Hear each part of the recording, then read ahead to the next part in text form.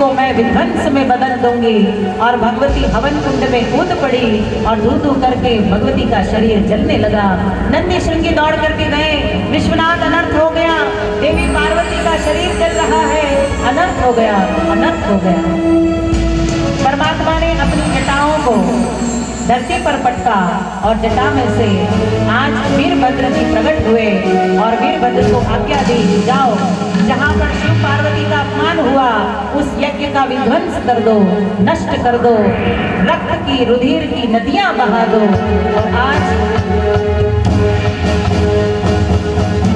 जिसके मुख से शिव निंदा निकली है उसका महाराजा दक्ष का गला आज काट दिया गया और पूरे यज्ञ का विध्वंस कर दिया गया।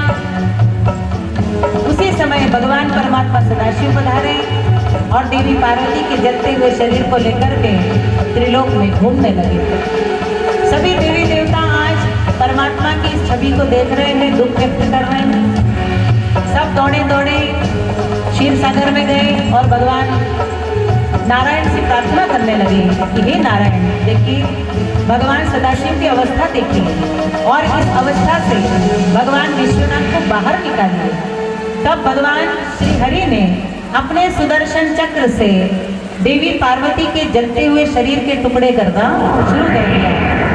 जहाँ पर माँ भवानी देवी पार्वती का जलता हुआ शीश गिरा है, राजस्थान का पवित्र शिवालिक पर्वत जहाँ पर माँ देवी पार्वती का सिर गिरा है, वहाँ पर माँ भवानी शाकंभरी के नाम से प्रकट हो गई है। बोली शाकंभरी माता की। जहाँ पर माँ देवी पार्वती की जलती हुई आंखें गिरी है, देवभूमि उत्तरांचल की पवित्र नगर जिसका नाम है नैनीताल, जहाँ पर माँ की आंखें गिरी है, वहाँ माँ नैना देवी के नाम से प्रकट हो गई है। बोली नैना माता की। और जहाँ पर माँ भवानी की जलती हुई जीभ गिरी है, पंजाब राज्य का कांगरात नाम का नगर, जहाँ पर ज्वाला देवी के नाम से माँ भवानी प्रकट हो गई है। बोली ज्वाला मैया की।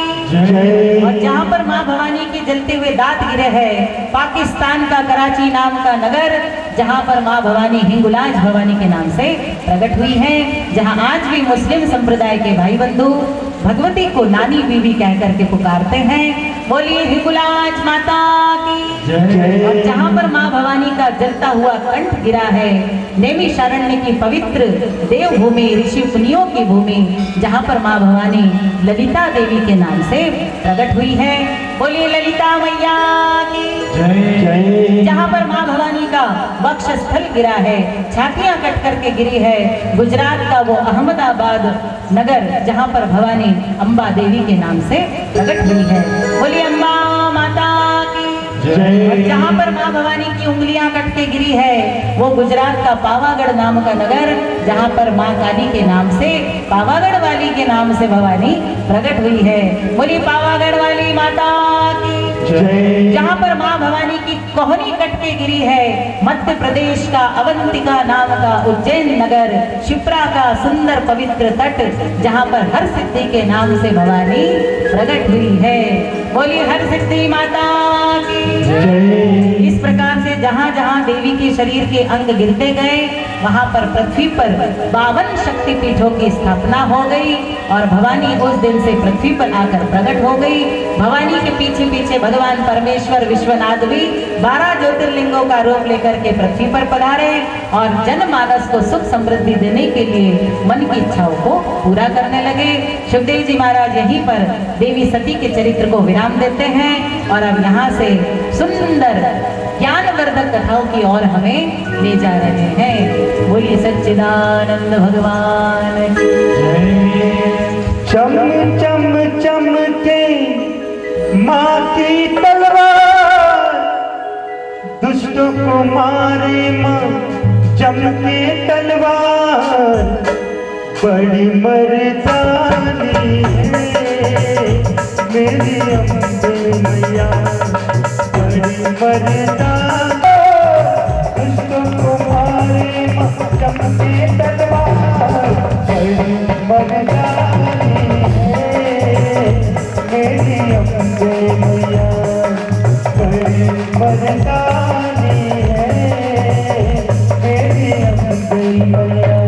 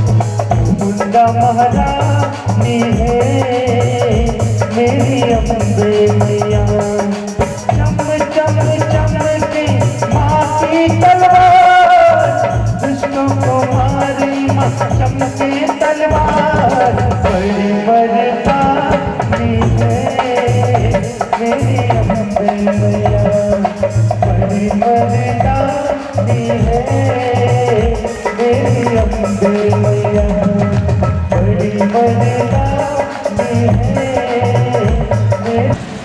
ध्रुव जी 5 बरस के हैं, जिनकी 2 माताएं हैं। उत्तानपाद राजा हैं, पिता हैं। राजा की संतान होते हुए भी, सारे वैभव को प्राप्त करते हुए भी, जिन्होंने बचपन से अपनी माता की आज्ञा का पालन किया और भगवान के पथ को स्वीकार किया, ऐसे ध्रुव जी के जैसे अगर हर परिवार में बालक हैं तो वहां पर माता सुनीति होना बहुत जरूरी है। जहां पर जिस घर में, जिस परिवार में माँ सुनीति बन जाती है, उस घर में उसका बच्चा ध्रुव बनने में समय नहीं लगाता है। जब पिता की गोद से ध्रुव जी को सुरुचि ने उतार दिया अपने बेटे उत्तम को बिठाने के लिए, दूसरे बेटे के साथ पक्षपात किया, तो उस नन्हे से बालक ने अपनी जन्म देने वाली माता से प्रश्न किया कि सुरुचि माँ ने मेरे साथ ऐसा क्यों किया? किया तो किया, लेकिन वो माँ ने ये भी कहा कि तू दासी का पुत्र है और अगर तुझे तेरे पिता की गोद में बैठना है तो तुझे मेरी कोख से जन्म लेना होगा। तो माँ, क्या तू मेरे पिता की दासी है? क्या तू इस राज्य की रानी नहीं है? तो माँ चाहती तो उस बच्चे के मन में विष घोल सकती थी, जहर भर सकती थी उल्टी सीधी बातें करके, लेकिन ये सुनीति है। और सुनीति शब्द का अर्थ है अच्छे विचार वाली, अच्छी नीति वाली। जहाँ नीति अच्छी होती है वहीं पर भगवान आते हैं। नीति जहाँ इंसान की बिगड़ गई तो वहां से बचा कुचा भी वैभव छीन लिया जाता है, चला जाता है। ध्रुव जी को बताया गया कि इस पिता की गोद में क्या बैठता है? अरे तो उस पिता की गोद में बैठ जो पूरे संसार का पिता है, जो पूरे विश्व का पिता है, जो पूरे संसार का लालन पालन कर रहा है। तो ये पिता कहाँ मिलेगा?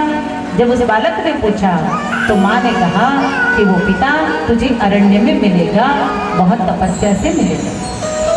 पूरी भागवत के सबसे छोटे भक्त हैं ध्रुव जी, और ध्रुव जी ने उसी रात्रि में अपने घर का त्याग कर दिया और भगवान परमात्मा की गोद में बैठने के लिए भक्ति का मार्ग अपनाया। अब जब हम भक्ति के मार्ग पर जाते हैं तो कई प्रकार के विघ्न आते हैं। अब बिना गुरु की दीक्षा के हम भगवान के द्वार पर भी नहीं जा सकते, ऐसा यहाँ बता रहे हैं। नारद जी आए और नारद जी ने ओम नमो भगवते वासुदेवाय इस मंत्र की दीक्षा ध्रुव जी को दी, और ध्रुव जी ने नारद जी रूपी अपने सदगुरु से इस मंत्र की दीक्षा को लेकर के कठिन साधना की। उस साधना से भगवान का सिंहासन डोल उठा और परमात्मा ने ध्रुव जी को अपनी गोद में बिठाया और पूरे संसार को ये संदेश दिया कि भक्त चाहे वो बालक हो, चाहे जवान हो, चाहे वो बूढ़ा हो, भक्ति में अगर प्रबलता है, भक्ति में अगर शक्ति है, भक्ति में अगर सज्जनता है, भक्ति में अगर ईमानदारी है, भक्ति में अगर प्रेम है, भक्ति में अगर करुणा है, तो भगवान आपसे ज्यादा दूर नहीं है। ओम नमो भगवते वासुदेवाय। ओम नमो भगवते वासुदेवाय। ओम नमो भगवते वासुदेवाय। इस जन्म में जब अपने जीवन का मूल्य समझ लिया तो आखिरी जन्म में ऋषभदेव जी के पुत्र के रूप में इनको आना पड़ा, और इस जन्म में इन्होंने ये संकल्प लिया कि अब मैं संसार के कारण मेरी ये जिंदगी बर्बाद नहीं करूंगा, मैं किसी का भी काम सीधा नहीं करूंगा, मैं दुनिया को प्रसन्न नहीं करूंगा, मैं दुनिया बनाने वाले को प्रसन्न करूंगा। दुनिया बनाने वाले को खुश करने के लिए सबका काम उल्टा करने लगे। अगर कोई कहते हैं भरत जाओ बाजार से जाकर के दूध ले आओ, तो ये बाजार से जाकर के तेल ले आते। अगर कोई कहते भरत जी आलू खत्म हो गए, आलू ले आओ, तो ये जाकर के भिंडी ले आते। और लोग बड़े परेशान हो गए घर के, बोले इतना बड़ा हट्टा कट्टा मुस्तंडा हो गया है, अनाड़ियों के जैसे काम करता है, पढ़ा लिखा है, फिर भी जो काम कहो वो नहीं करता, उल्टा करता है, जानबूझ के करते। तो लोग इन्हें प्रेम से पुकारने लगे जड़ भरत। अब जड़ भरत इसलिए कहने लगे इसकी बुद्धि में चेतना ना है, जड़ भेजा हो गया है, जड़ बुद्धि हो गई है, कहो कुछ तो करे कुछ, तो नाम पड़ गया जड़ भरत। अब घर वाले परेशान हो गए तो घर वालों ने कहा कि भैया अब तो एक काम कर, घर के तो किसी काम का है नहीं, गुरुकुल में भी जा नहीं सकता, तो तू अपनी खेती संभाल। खेती में भी एक आध व्यक्ति चाहिए संभालने वाला, तो खेती संभालने के लिए भरत जी को भेज दिया गया। अब भरत जी खेती संभाल रहे हैं। एक दिन इनकी आंखों के सामने बहुत सारी गायें खेत में आ गई, फसल खाने लगी। लोग दौड़े दौड़े आए, कहने लगे ओ भरत भरत भरत देख देख, सारी फसल नष्ट हो रही है, सारी गौ माताएं फसल बर्बाद कर रही, फसल खा रही है। तो भरत जी ने देखा लेकिन कुछ नहीं कहा। भरत जी ने धीरे से उन लोगों से कहा, बोले खेत किसका है? बोले आपका। गाय किसकी है? बोले आपकी। तो फिर खेत मेरा है, गाय मेरी है, फसल मेरी है, खाने वाला राम है, खिलाने वाला राम है, तो बीच में तुम सब टोकने वालों का क्या काम है? चलो जाओ अपने अपने घर। सारे लोगों ने जाकर के उनके पिताजी से शिकायत की। पिताजी ने खेत से भी बाहर निकाल दिया, अब तो किसी काम का नहीं, गांव छोड़कर चला गया। भरत जी चाहते थे कि पिताजी मुझे गांव से बाहर निकाले, तभी तो मुझे तपस्या का मार्ग प्रशस्त करना होगा। संसार ने ठुकरा दिया, यही चाहते थे। अगर खुद छोड़कर जाते तो लोग कहते जवान बेटा माँ बाप को वृद्ध अवस्था में छोड़ करके चला गया। भरत जी गए अरण्य में और बड़ के दूध से अपनी जटाओं को बांध लिया, भगवा वस्त्र धारण कर लिया और तपस्या करने लगे। अब एक दिन रहुगण राजा कपिल मुनि के आश्रम में ज्ञान प्राप्ति के लिए जा रहे थे, तो एक पालकी उठाने वाला एक व्यक्ति कम पड़ रहा था। लोग गए और भरत जी को देखा बैठा हुआ, तो भरत जी से जाकर के कहा, बोले भाई साहब हमारे रहुगण राजा कपिल मुनि के आश्रम में ज्ञान प्राप्त करने जा रहे हैं, क्या आप उनकी पालकी उठाने में हमारी मदद करोगे? तो बोले हाँ क्यों नहीं, ये तो सेवा कार्य है, मैं जरूर करूँगा। भरत जी आए और भरत जी ने पालकी का एक पलड़ा उठा लिया, आगे बढ़ गए। अब ऐसा है जब वजन ज्यादा हो जाता है ना, तो महिला हो या पुरुष हो, काम करते समय अपने को वजन कम लगे इसलिए मुंह से आवाज निकालते हैं। अब ये मल्लाह जो है, इन लोगों ने वजनदार राजा की पालकी उठा रखी है, सब मुंह से कहते जा रहे हैं, आगे बढ़ते जा रहे हैं। हुन्ना हुन्ना हुन्ना हुन्ना, आगे बढ़। आप भरत जी को चलते चलते कुछ मूंगी मकोड़े दिख जाते, कुछ जीव दिख जाते, तो भरत जी छलांग लगा करके कूद पड़ते। अब जैसे भरत जी ने छलांग लगाई तो रहुगण राजा का सिर जो था वो पालकी से टकरा गया। राजा ने कहा अरे क्या कर रहे हो, देख के चलो मेरा सिर टकरा रहा है पालकी से। फिर आगे बढ़े, क्षमा कीजिए महाराज, ये जो नया आदमी आया है ये कुछ उछल उछल कर बंदर की भांति चल रहा है।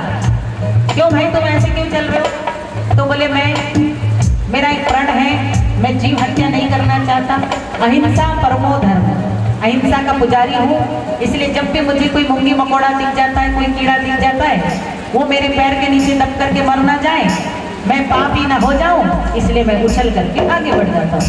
ऐसा एक बार नहीं, दो बार नहीं, 3 बार हुआ। राजा को गुस्सा आया, राजा नीचे कूद पड़े, तलवार निकाल ली और भरत जी के कंधे पर रख दी। कहा क्यों? तेरे कारण 3 बार 4 बार मेरा सिर पालकी से टकराया, क्यों चलता है तू उछल उछल कर? तुझे लज्जा नहीं आती? बार बार क्षमा कर दो कहता है, फिर भी कूद कूद कर चलता है, अच्छा खासा तो दिख रहा है, फिर क्यों उछलता है? तब भरत जी ने हाथ जोड़ करके राजा को प्रणाम किया। राजा तो गुस्से में आग बोला, लाल लाल आके अनठन बोल दिया, लगाम नहीं रही जिह्वा पर, फिर भी भरत जी ने एक शब्द नहीं कहा। भरत जी ने हाथ जोड़ करके उनको प्रणाम किया। यही तो संत की परिभाषा है। संत को संसार कितना भी दुख दे, लेकिन वो कभी भी उस दुख के बदले श्राप नहीं देते, ऐसे संत की परिभाषा है। साधु का चरित्र यहीं से शुरू होता है। भरत जी साधु है, भरत जी संत है, भरत जी महापुरुष है, भरत जी महात्मा है। भरत जी ने कहा महाराज मेरा प्रण है, मेरा संकल्प है कि मैं हिंसा नहीं करूंगा। अगर मैं पापी हो जाऊंगा तो तू पापी हो जाएगा। मैं अगर उछल उछल कर नहीं चलता, कीड़े मकोड़ों को रौंद देता तो उनकी मृत्यु का पाप मुझे लगता और मेरे पाप के कारण तू भी पापमय हो जाता और तू पापी बनकर के फिर ज्ञान प्राप्ति के लिए कैसे जाता। इसलिए मेरे लिए नहीं, मैंने तेरे लिए ये अहिंसा का कर्म यहाँ पर किया है। जब रघुगण राजा ने देखा कि मेरे लिए इस व्यक्ति ने इतना कष्ट उठाया, मुझे इतने बड़े पाप से बचाया, तो भरत जी को हाथ जोड़ करके प्रणाम कर रहे हैं और कह रहे हैं कपिल मुनि के आश्रम में जाने से पहले मुझे आप जैसे महापुरुष के दर्शन हो गए, मेरा तो जीवन धन्य हो गया, सुधर गया। बोली सच्चिदानंद भगवान श्री कृष्ण गोविंद हरे मुरारे हे नाथ नारायण वासुदेव। कृष्ण गोविंद हरे मुरारे हे नाथ नारायण वासुदेव। कृष्ण गोविंद हरे मुरारे हे नाथ नारायण वासुदेव। कृष्ण गोविंद हरे मुरारे हे नाथ नारायण वासुदेव। हे नाथ नारायण वासुदेव। हे नाथ नारायण वासुदेव। हे नाथ नारायण वासुदेव। हे नाथ नारायण वासुदेव। श्री कृष्ण गोविंद हरे मुरारे हे नाथ नारायण वासुदेव। कृष्ण गोविंद हरे मुरारे हे नाथ नारायण वासुदेव।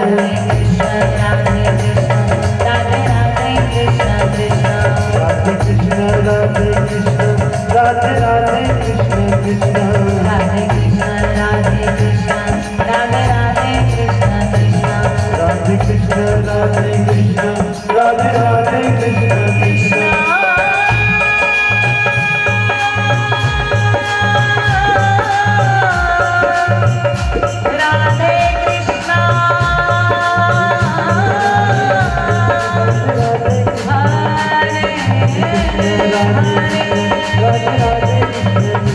राधे कृष्ण हरे हरे कृष्ण राधे कृष्ण राधे राधे कृष्ण कृष्ण। हरे कृष्ण राधे कृष्ण राधे राधे कृष्ण कृष्ण। हरे कृष्ण राधे कृष्ण राधे राधे कृष्ण कृष्ण। हरे कृष्ण राधे कृष्ण राधे राधे कृष्ण कृष्ण। हरे कृष्ण राधे कृष्ण राधे राधे कृष्ण कृष्ण। हरे कृष्ण राधे कृष्ण राधे राधे कृष्ण कृष्ण। हरे कृष्ण राधे कृष्ण राधे राधे कृष्ण कृष्ण। राधे राधे कृष्ण राधे राधे कृष्ण राधे राधे कृष्ण राधे राधे कृष्ण। बोली सच्चिदानंद भगवान की जय राधा रानी सरकार की जय। अभी भी बहुत से लोगों के हाथ उठ नहीं पाते, पता नहीं क्यों। दोनों हाथ उठा करके राधे राधे बोलना पड़ेगा। बोली जय जय श्री जय जय श्री जय जय श्री राधे। अटेंशन तो होना पड़ेगा भैया, अटेंशन नहीं होंगे तो फिर आगे कैसे बढ़ेंगे। परमात्मा के आगे समर्पित तो होना पड़ेगा। जड़ भरत जी के बाद में अजामिल को मोक्ष मिला है। अजामिल का चरित्र भी हम लोग भली भांति जानते हैं। अजामिल बहुत बड़ा डाकू था, चोर था, किसी को भी छोड़ता नहीं था। एक चित्र गलत देखा अजामिल ने और उसका पूरा चरित्र बिगड़ गया। विचार करो, अजामिल ने एक गलत चित्र देखा, उसका पूरा चरित्र बिगड़ गया। हम हमारे बच्चों को लेकर के रोज टीवी के सामने उल्टे सीधे चित्र खुद भी देखते हैं, बच्चों को भी दिखाते हैं। तो विचार करो, हमारा तो दिमाग है ही खराब, लेकिन नन्हे नन्हे बच्चों का दिमाग कितना खराब होता हो।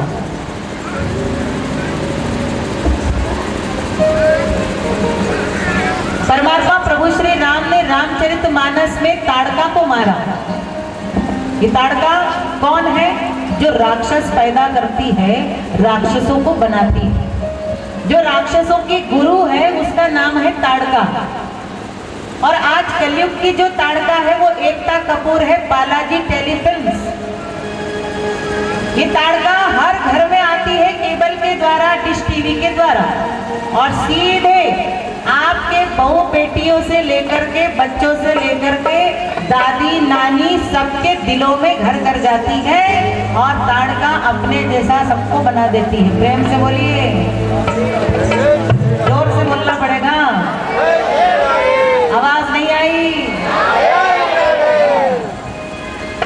तो इसीलिए विश्वामित्र ने कहा कि प्रभु श्री राम, ये वो ताड़का है जो राक्षस बनाती है, ना रहेगा बांस ना बजेगी बांसुरी, इसको उड़ा दो। परमात्मा ने एक ही तीर से ताड़का का वध कर दिया। भगवान कहते हैं कि जो मेरे ही सामने मुझसे चालाकी करता है, मैं उसका सर्वस्व नष्ट कर देता हूं। समाज को गंदा कर रहा है, उसको जड़ से मिटा दिया प्रभु श्री राम ने। इसीलिए तो मर्यादा पुरुषोत्तम कहते हैं। अजामिल ने एक गलत चित्र देखा, पूरा चरित्र बिगड़ गया। वेश्या को घर ले आया, वेश्या के साथ में जीवन बिताने लगा, और अचानक उनके घर महापुरुष पहुंच जाते हैं। महापुरुष भोजन की याचना करते हैं। वेश्या को लगता है कि मैं तो हुई पापी, मेरा पति भी पापी, लेकिन अनायास अचानक मेरे यहाँ जब साधु समाज आ गया है, तो मैं इस बहती गंगा में हाथ नहीं धोऊंगी, पूरी तरह से मेरे वंश को पवित्र बना दूंगी। समझदार महिला था, पवित्र स्नान किया, पवित्र वस्त्र पहने और साधुओं को भोजन कराया, बड़े प्रेम के साथ, करुणा के साथ, पवित्रता के साथ। और जब साधु लोग भोजन कर रहे थे तो उतने में अजामिल आया, और अजामिल से जब दक्षिणा मांगी गई तो अजामिल ने कहा, तुमको जिंदा छोड़ रहा हूँ, जीवन दान दे रहा हूँ, यही तुम्हारी दक्षिणा समझो महाराज। मैं दक्षिणा देता नहीं हूँ, सब कुछ छीन लेता हूँ, ले लेता हूँ। फिर भी साधु लोगों ने कहा कि हम जिसके यहाँ का नमक खाते हैं, हम उसे आशीर्वाद जरूर देते हैं। महात्माओं का, महापुरुषों का ये स्वभाव है कि किसी के घर का अगर एक गिलास पानी में पी ले, आधा टुकड़ा भी खा लेते हैं किसी के घर का, तो वो उसे बहुत सारा आशीष और वरदान दे जाते हैं बदले में। आज साधुओं ने कहा कि भले तू हमें कुछ मत दे, लेकिन हमारे जो नारायण हैं उन्हीं के नाम पर तू तेरी आने वाली संतान का नाम रखना, क्योंकि हमने देखा तेरी पत्नी सगर्भा है। और जब 9 महीने पूरे हुए तो अजामिल ने अपनी संतान का नाम नारायण रखा, और उसी नारायण नाम में इतना बड़ा पापी दुष्ट अत्याचारी तर गया भव सिंधु पार। कहते हैं कि प्रभु भगवान परमात्मा प्रभु श्री राम जी के पिता श्री दशरथ जी को अंतिम समय में मोक्ष नहीं दिया भगवान ने, लेकिन इस पापी को मोक्ष दिया जिसका नाम अजामिल है। क्यों? क्योंकि ये अंतिम समय में संतान को याद नहीं कर रहा। किसको याद कर रहा? नारायण को याद कर रहा। अंतिम समय में आप भगवान को जितना याद करोगे, परमात्मा का स्वधाम उतना जल्दी आपको प्राप्त होगा। बोली सच्चिदानंद भगवान जय। एक बार एक आदमी ने 12 बरस तक कथा सुनी। कितने बरस तक? 12 वर्षों तक लगातार कथाएं सुनी। एक ही महाराज के मुख से 12 साल तक यजमान ने कथा सुनी, और कथा सुनने के बाद ये पूरा एक तप हो गया। 12 बरस का एक पूरा तप सिद्ध हो गया। तो आखिरी दिन महाराज जी के पास जाकर के बोले महाराज जी 12 साल हो गए मैं आपके मुख से कथाएं सुन रहा हूँ, मैंने बहुत पैसा भी कमा लिया, मान प्रतिष्ठा भी कमा ली, मेरा मन भर गया, मेरा जीवन भी संतुष्ट हो गया। अब मैं चाहता हूँ कि जो कमाया है वो आगे बढ़ता रहे, मेरे पुत्रों को सुख मिलता रहे, मेरे वंश को गति मिलती रहे, मेरा वंश फलता फूलता रहे। ऐसा कोई उपाय बताओ। तो महाराज जी ने कहा अगर तू चाहता है कि तेरा वंश फलता फूलता रहे तो तू आज संकल्प कर, सत्यम वद, सत्य बोलेगा, सत्य के अलावा कुछ नहीं बोलेगा। आज से तू झूठ नहीं बोलेगा, सच बोलेगा, ऐसा मुझे वचन दे, तभी तेरा ये परिवार वंश फलेगा फूलेगा। तो उस यजमान ने कहा ठीक है महाराज, मैंने जो 12 वर्ष तक तपस्या की है तो मैं आज आपके सामने संकल्प लेता हूँ। बोले ऐसे संकल्प नहीं लेना, हाथ में जल ले और संकल्प ले। अब हाथ में जल लिया और संकल्प लिया, विष्णु और विष्णु और विष्णु और श्रीमद भगवत गोदावरिया विष्णु राज्ञार्थ ब्राह्मणोदिति पराधे श्री भूतार कल्पे हुई लोके भरत खंडे जम्बू द्वीपे नर्मदा तीर्थ क्षेत्रे। संकल्प ले लिया कि मैं आज से सत्यम वद, सत्य बोलूंगा, झूठ नहीं बोलूंगा। अब जैसे ही सच बोलने का संकल्प लिया, मंडप से बाहर निकला तो भगवान ने परीक्षा ले ली ठाकुर जी ने। बोले 12 साल कथा सुनी है तो व्यापारी जात और व्यापार में तो झूठ बोलना ही पड़ता है। अगर व्यापारी लोग झूठ बोलना बंद कर देंगे तो फिर व्यापार फलेगा कैसे? अब है तो व्यापारी, कहीं इसने मिलावट तो ना की है मेरे सामने सच बोलने में। सच बोलने का संकल्प लेके जैसे ही बाहर निकला, भगवान ने परीक्षा ले ली। क्या देखा? आगे गौ माता भाग रही है और पीछे कसाई दौड़ रहा है उसे पकड़ने के लिए। अब उस कसाई ने इस यजमान से पूछ लिया, बोले महाराज क्या आपने यहाँ से किसी गाय को भागते हुए देखा है? यजमान अभी अभी तो सच बोलने का संकल्प लेकर आ रहा है। अब ऐसे धर्म संकट में पड़ गया, अगर सच बोलूंगा तो गौ हत्या का पाप लगेगा, और अगर झूठ बोलूंगा तो कथा में जो संकल्प लिया है 12 बरस का तप मेरा मिट्टी में मिल जाएगा। करूं तो क्या करूं? परिस्थिति बड़ी विकट है, गंभीर है। लेकिन इसने भी 12 बरस तक गोटियां थोड़ी खेली है, कंचे नहीं खेले।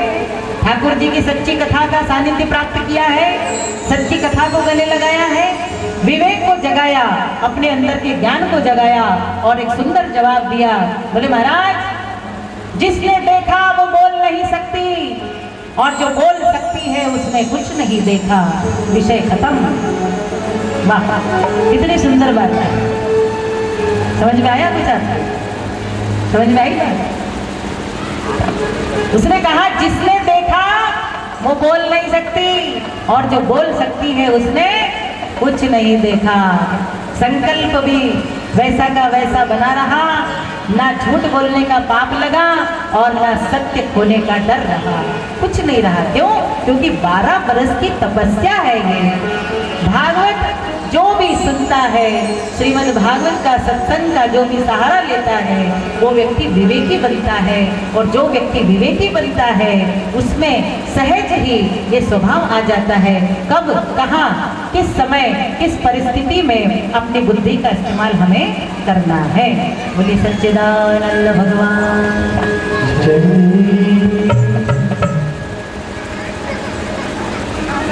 हरि बोल हरि बोल, हरि हरि बोल, केशव माधव गोविंद बोल।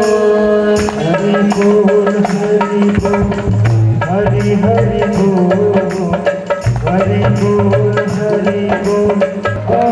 बिहारी लाल जय, श्याम सुंदर यमुने महारानी जय। अब हमें सुखदेव जी महाराज सीधे ले चल रहे हैं हिरण्यकश्यप के वध की और नरसिंह नारायण के अवतार की ओर। परीक्षित महाराज ने पूछा कि भगवान को इतना भयंकर रूप क्यों लेना पड़ा? क्योंकि राक्षस भी भयंकर था। अब भयंकर दानव को मारने के लिए भगवान को भयंकर रूप लेना पड़ता। संसार में परमात्मा अनगिनत रूप में पधारे हैं। हिरण्यकश्यप बहुत बड़ा राक्षस था, जिसने तपस्या करके परमात्मा से अमर होने का वरदान पा लिया था, इच्छा मृत्यु का वरदान पा लिया था। दिन में न मरूं, रात में न मरूं, अस्त्र से न मरूं, शस्त्र से न मरूं, देव से न बनूं, मरूं दानव से न मरूं, अपनी इच्छा से मरूं, ऐसा वरदान प्राप्त कर लिया था। इनकी पत्नी का नाम था गयाधु। गयाधु भगवान नारायण की बहुत बड़ी भक्त थी। एक बार हिरण्यकश्यप तपस्या करने बैठे मंदिराचल पर्वत पर, तो देवगुरु बृहस्पति वहां पर तोते का रूप लेकर पहुंच गए, और तोते का रूप लेकर के गए और नारायण नारायण नारायण